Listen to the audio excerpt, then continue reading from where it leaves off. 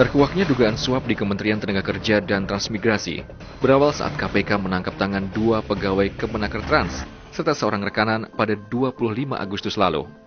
Mereka adalah Sekretaris Direktorat Jenderal Pembinaan Pembangunan Kawasan Transmigrasi, Inyoman Susnaya, Kepala Bagian Evaluasi dan Perencanaan Dadong Irbarelawan, dan Darnawati dari PT Alam Jaya Papua.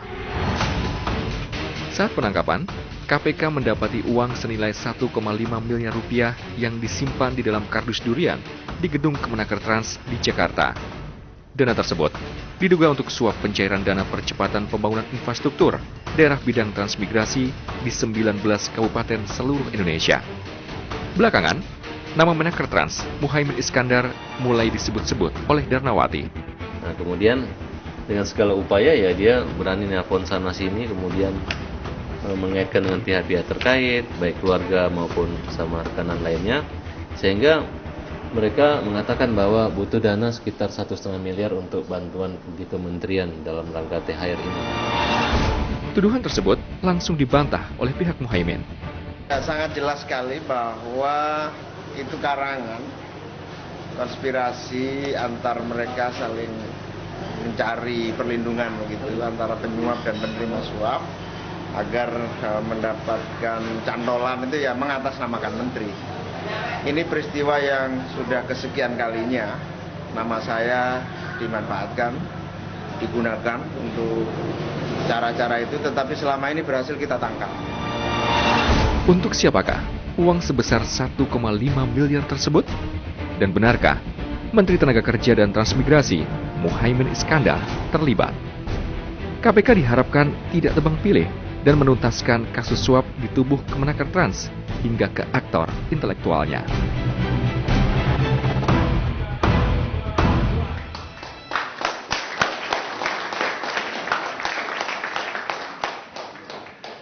Pemirsa, kita berjumpa lagi di acara Jakarta Lawyers Club. Diskusi yang sangat berpengaruh sekarang ini di Republik ini. Pertama-tama saya ucapkan selamat Idul Fitri kepada seluruh umat yang merayakannya, baik yang hari Selasa ataupun yang hari Rabu. Dan kami juga mohon maaf, Jakarta Lawyers Club yang harusnya kemarin kita tunda menjadi hari ini. Bukan karena Lebaran juga ditunda, tapi karena kita ramai-ramai mendukung PSSI semalam. Berdasarkan musyawarah mufakat di Jakarta Lawyers Club, maka acara di-cancel menjadi hari ini. Banyak isu yang berkembang setelah Lebaran. Ada soal remisi, Nazarudin juga belum selesai. Tiba-tiba ada kasus THR di Kementerian Tenaga Kerja dan Transmigrasi. Jumlahnya 1,5 M. Untuk siapakah itu? Itu yang kita bahas malam ini. Walaupun kasus-kasus ini menenggelamkan banyak masalah ataupun kasus lain yang seharusnya juga kita bahas. Tapi kita terbatas sekali durasinya dan waktunya, terbatas satu persatu. Belum lagi Antasari yang juga mengajukan PK ke Mahkamah Agung. Malam ini untuk Menaker Trans, saya akan memberi kehormatan dulu ke Farhad Abbas yang menjadi bintang minggu-minggu ini. Bung Farhad, ucapan Anda hari ini headline koran. Kebetulan saya baca habis Lebaran, kok Farhad bintangnya. Tapi ada juga yang bilang Anda benar kuasanya Ibu Darnawati. Ya benar dong Pak, 100%. Kok awalnya bisa ada? Kita dapat kuasa tanggal 29, itu kan sudah libur. Kemudian hari Senin itu saya belum masuk itu. Kebetulan tidak ada kewajiban kita melapor ke KPK.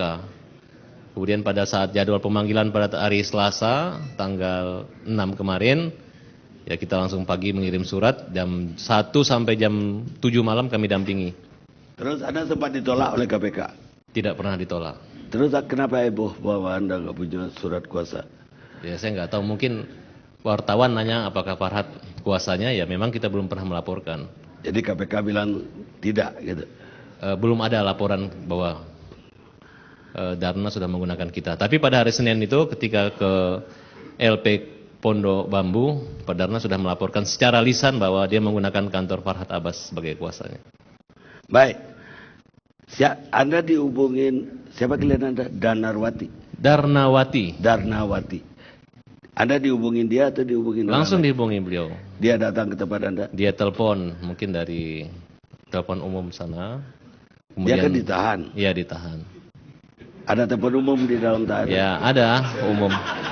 Ada telepon yang bisa digunakan untuk berkomunikasi di LP Pondok Bambu. Oh, ada. Ada. Setahu saya dulu nggak ada masalahnya. Kalau di Amerika banyak. Sepanjang dinding. LP kita saya kok belum lihat gitu loh. Terus lisan begitu Anda diminta dia. Ya, saya tanya waktu itu memang saya Anda udah kenal sebelumnya? belum pernah kenal. Tapi dia bilang saya minta tolong bantuan Farhad. Yang kasus kemarin ada dana lebaran katanya. Oh ya, saya datang pada itu hari. Dia apa kedudukannya di perusahaan itu? Ibu Darna ini adalah kontraktor yang ya mungkin baru bangkit lagi, kemudian menggunakan PT Alam Jaya Papua yang adalah milik kerabatnya, ya istilahnya pinjam bendera lah. Bendera PT itu yang dia PT pinjam. Alam Jaya Papua. Terus? Ya terus, ya namanya pengusaha daerah itu ke Jakarta, ya. Dia udah dapat belum proyek yang di daerah itu? Belum dapat. Udah di tender belum? Belum ditender. Terus kenapa dia ngasih duit? Nah inilah. Karena memang ini proyek APBN perubahan ya, Ya. di mana diusulkan dari daerah melalui kementerian, yang di mana penentuan anggaran tersebut yaitu dari DPR. Tapi yang menentukan kuasa pengguna anggaran itu yaitu Pak Menteri juga. Nah, yang itu kemudian KPA inilah yang menentukan siapa perusahaannya atau tender yang mana pemenangnya nanti, kontraktornya. KPI. KPA itu apa? Kuasa pengguna anggaran. Siapa itu? Ya dalam hal ini ya itu Bupati Kepala Daerah atau Bupati itu, bukan Pak Menteri kan? bukan Pak Menteri, tapi Pak Menteri yang menunjuknya. Bukan yang menentukan siapa yang melaksanakan proyek itu KPA tadi kan? Iya. Bukan Menteri kan? Bukan Menteri. Artinya si kontraktor kan berkepentingan dengan KPA. Ya Kontraktor. harusnya seperti itu. Ya dengan terbuka kemudian ditenderkan ya, transparan. Tapi ternyata pada kenyataannya oleh oknum-oknum itu menjadikan ini sarana pemerasan. Oknum? Ya oknum. Kenapa Anda bilang Pak Menteri yang dikasih duit 1,5 M? Ya tunggu dulu. Ini kan awalnya klien kami diminta untuk memenuhi anggaran biaya store di awal sebesar 10% dari nilai proyek. dari proyek yang akan diberikan. Berapa Kalau nilai diberikan 100 miliar, berarti harus store 10 miliar. Oke. Terus? Ya nanti yang 10% itu kita nggak tahu. Menurut penjelasan klien kami bahwa itu akan diberikan buat, ini menurut keterangan BAP yang sebenarnya ya, yaitu ada buat anggota Dewan, Badan Anggaran, pimpinannya, kemudian buat Menteri, kemudian buat orang-orang atau petinggi-petinggi di kantor Kementerian Tenaga Kerja dan Transmigrasi. Nah, itu menurut Anda? klien dan menurut hasil rekaman dari yang diperdengarkan, kan KPK ada rekamannya. Iya. Nah, kemudian klien kami ini tidak mau. Bahkan ada satu orang yang sehari ini dipanggil sebagai saksi namanya Pak Dani yang juga merupakan ya persahabatan lah dengan beberapa oknum petinggi di situ yang sempat akan mengancam akan melaporkan KPK, sempat mengirim SMS juga ke beberapa petinggi bahwa ada yang tidak benar di kementerian ini. Nah, kemudian klien kami ini diminta untuk menyetorkan dana. Jadi sistem kerjanya ini klien kami buka rekening BNI 1 juta rupiah, kemudian diisi 500 juta, kemudian buku tabungan dan ATM-nya diserahkan kepada Pak Nyoman. Orang Menaker Trans. Ya. Baik. Ya maksudnya menyatakan ada itikat baik lah kira-kira. Ya. Nah, kemudian terisi lagi 1,5 miliar. Nah, kemudian karena klien kami ini tidak mau mengeluarkan uang sebesar 10% itu, ya sempat berantem, ada rekamannya di KPK juga. Akhirnya Pak Nyoman dan Pak Dadong ini minta uang pinjaman 1,5. 1,5 miliar karena isi rekening itu ada 2 miliar 1 juta. Kemudian katanya untuk Menteri. dana lebaran. Untuk dana lebaran menteri atau Banggar? Ya kalau kemarin hasil pemeriksaan di KPK, ya gombal 2 orang itu menyebutkan untuk Pak Menteri. Tapi ada juga disebut untuk Banggar juga. Nah, kalau Di koran itu ada mengatakan itu Banggar juga. yang Banggar itu lebih cenderung ke yang 10%. Kalau yang 1,5 ini mungkin jumlahnya tidak terlalu besar. Nah, kemudian 1,5 ya karena klien kami percaya saja. Masa seorang pejabat setingkat ses dirjen itu tidak dipercaya, dan ini logis. Seandainya minta uang untuk sunat dikasih 1 miliar nggak masuk di akal. Untuk perkawinan 1,5 miliar tidak masuk di akal. Tapi untuk satu kementerian 1,5 miliar untuk pinjaman dan akan dikembalikan. Ingat, Pak Nyoman itu ada kwitansi Pak 500 juta. Baik. Artinya Nyoman terima 1,5 M. Begitu. 1,5 miliar diterima Nyoman. Baik. Tapi apa Anda yakin bahwa itu untuk menteri 1,5 M? Ya saya tidak Ya, pernah. artinya Anda ngomongin kan Anda yakin bahwa itu untuk menteri 1,5. Saya tidak peduli saya yakin atau tidak yakin buat menteri. Yang jelas 1,5 miliar itu disita, yang awalnya diserahkan di mobil di ruang lantai 2, di ruang dirjen. Bukan, tadi kan Anda mengatakan kalau untuk sunat Anda nggak percaya, dia nggak masuk akal. Terus kalau untuk apa nggak masuk akal, tapi kalau untuk THR masuk akal.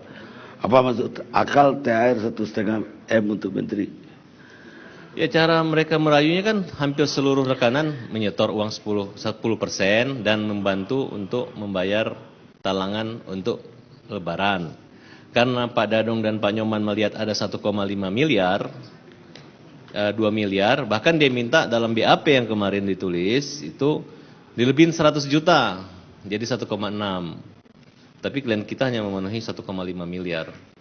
Nah di sini saya nggak membuat suatu wacana apakah yakin, tapi pada kenyataannya klien kami percaya bahwa tidak mungkin seorang pejabat itu hanya bohong-bohongan saja. Toh itu kan kalau pejabatnya yang nyari duit untuk dirinya nggak masuk akal Anda.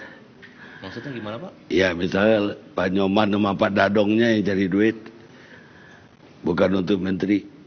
Ya itu kan, ini kan lagi proses penyidikannya Pak. Ya.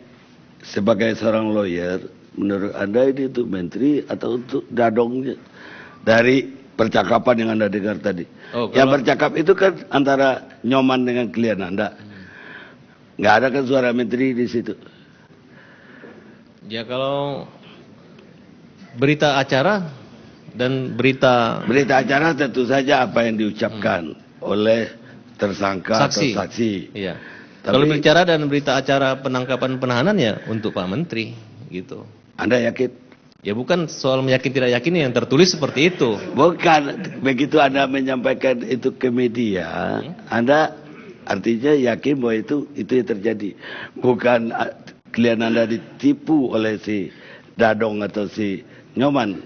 Nah, kemudian berikut pertanyaan ini sama juga disampaikan oleh KPK. Jawabannya ya terlepas dari itu diterima atau tidak diterima oleh Pak Menteri, ya itu klien saya tidak tahu. Bahkan dengan jelas klien saya mengatakan tidak mengenal Pak Menteri, tidak pernah bertemu dengan Pak Menteri, hanya dengan spree saja.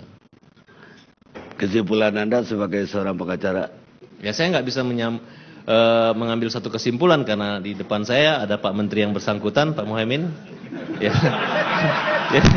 Jadi bukan apanya, secara etika ya. Memang di sini saya hanya melihat logikanya gini, klien kami ini adalah korban. Ya syukur-syukur kalau Pak Menteri menganggap Pak Menteri kecatut namanya, kemudian ya ada rasa simpati. Kalau syukur-syukur kalau bisa mengganti uang kita yang 1,5 miliar, 2 juta itu. Ya ini kan namanya lembaga yang menipu klien saya. Percobaan korupsi sudah terjadi, dan itu barang bukti.